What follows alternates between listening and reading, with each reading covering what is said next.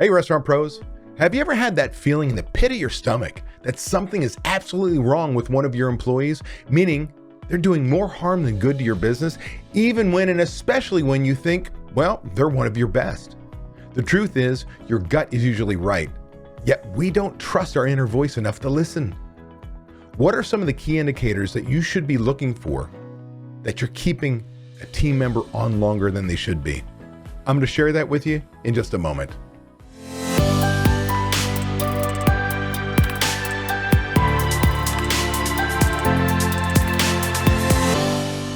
I'm David Scott Peters, restaurant expert, coach, and creator of the Restaurant Prosperity Formula. I've been coaching restaurant owners since 2003, and I'm really glad you're here to learn.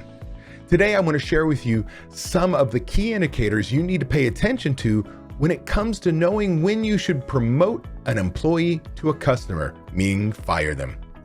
Hey, before I go into that, if you like tips and tricks like this, do me a favor, hit that like button, hit that subscribe button, and oh yeah, that bell, so you're notified when my next video tip comes out. And for more tips and tricks for running a profitable restaurant, or to hear restaurant owner success stories, make sure you tune into my podcast, Restaurant Prosperity Formula, found on all the popular podcasting services. Often the team members who we think are our best employees are often the ones holding your restaurant back. Let me paint a couple examples for you, right? What does it look like when I say they're holding you back? Well, one example is for a line employee, what I call the dependable line employee. This is a team member who shows up every shift to work. You can count on them when you need them to fill in a shift.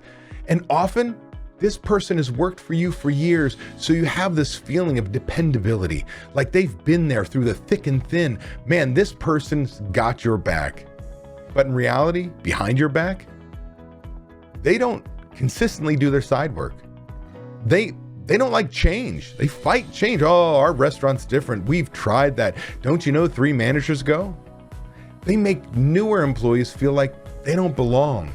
There's often a clique. It's like, hey, there's us, and then oh, you new people, you're not going to be here. And one of the reasons the new people aren't there is they're being made to feel uncomfortable.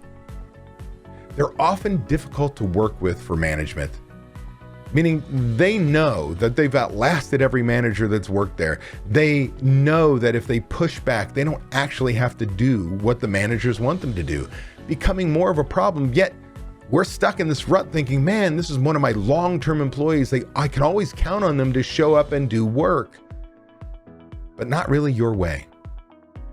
Another example is now to the management side, what I call the restaurant management saboteur.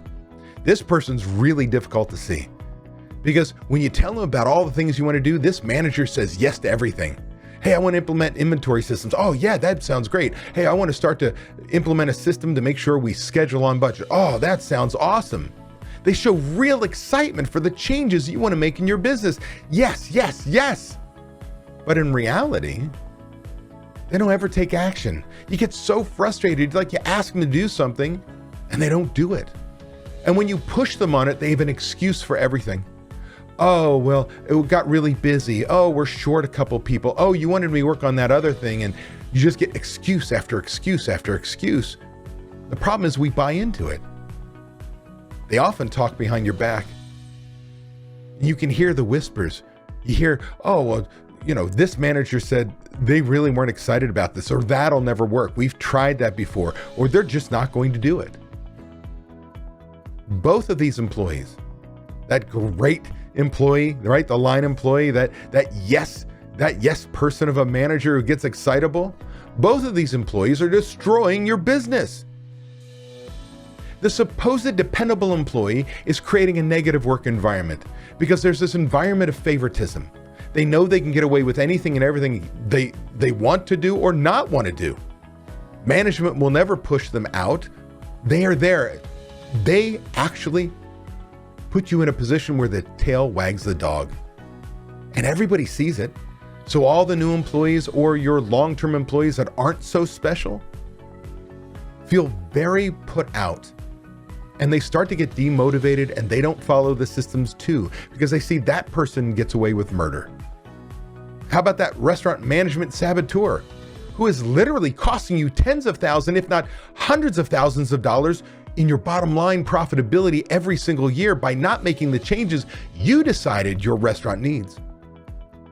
They usually treat a select few employees well, right? They've got their favorites. They treat the rest like crap, often talking bad about them. Often those two feed each other because they've been there longer together, and that manager thinks, if I've got this person on my team, I win. Driving people out of your business by being inconsistent in management, by not holding people accountable, by not holding them accountable or teaching the systems necessary to take your business to the next level, by truly hurting your business day to day by doing whatever the hell they want. These two type of employees, the line employee, the manager, they're costing you valuable time. They're also making you feel like you're the only one who can do the job because you keep giving it up and not getting results back, making you literally a prisoner to your business. So how do you avoid this? I'm going to give you the key indicators. Like literally, let's say you have a bad team member or manager and they've got to remove from your team. The first is they're difficult to manage. If that employee or that manager is difficult to manage on any level, just feels like they're chewing up 80% of your mental power on running your business. What do I do with these people? Why don't they do what I ask? Why is it so challenging? They should probably be looked at as potential someone to move on. Number two, they have unlimited excuses. Like, you might as well, I teach my members, I go, you might as well have your managers or your employees tell you it was locusts. Oh, I was late to work because a swarm of locusts choked up my car and it died. Oh, I would have gotten those recipe costing cards done, but the locusts grabbed my computer and flew away with it, so I couldn't do my work. It was locusts' fault that I didn't do my side work. They were swarming me and all I could do was fall behind. I had to leave. See, it doesn't matter what that excuse really was. They're excuses. And all excuses do is get you nothing. Do you understand? 3, these people often think the rules apply to everybody else, but not them. Creating special team members, special managers who get away with murder, creating a negative work environment when you've got people who won't do things your way, following your rules, and they get away with it even if it's your fault. They might be somebody who doesn't belong in your team. Number 4, these employees tend to cause drama. So much so that you're always talking about, what do I do? Hey, I've got this key manager who in the kitchen is just so difficult to work with and is causing drama with the other leads or the other employees, and nobody wants to work with them. And all they do is bitch and moan. Drama, drama, drama. Hey, in the front of house, I've got this server who's fantastic, rings up $2,000 a shift, can handle 8 tables on his or her own. They're incredible. But everybody's sniping about how they don't do their side work and get the best shifts, and the managers love them. They get away with murder on a day-to-day basis. When you have somebody like that, maybe it's time they're not on your team. And last but least, number 5, you got to ask yourself, when you've got all these challenges with that employee, knowing what you know about them today, ask yourself, would you rehire them? What you know today, not, hey, what you saw when they interviewed way back when. Today, would you rehire them? If the answer is no, it is pretty clear. And understand, I get it. This is not an easy decision to make. You need employees.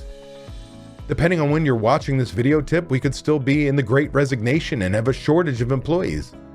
Heck, I tell you, we're always struggling to fill our kitchens. So we feel like if we let somebody go, how are we going to find the hours to work ourselves? But I'm going to tell you right now, I would rather run short-staffed than have the wrong people on my team. Because as a leader of my business, things are going to get done my way, and we're going to move forward, not stay stagnant or stand still. If you're tired of not being able to leave your restaurant because no one else knows how to run it, I want to make sure you know it doesn't have to be that way. You can leave your restaurant. It is possible to build a team of people who know how you want the restaurant to run with trained and responsible people in place. You can give yourself time away. What would you do if you had time away from your restaurant? Would you sleep better? Would your relationships improve? Would you feel more relaxed? These are all things you deserve to experience as a business owner. It's why we own our own businesses. If you would like to learn how to own a restaurant that doesn't depend on you to be successful, click the link in the description to watch a free video to learn exactly what you have to do. Also, be sure to subscribe to get my weekly tips and watch these 2 videos to get more information and guidance for running a successful restaurant.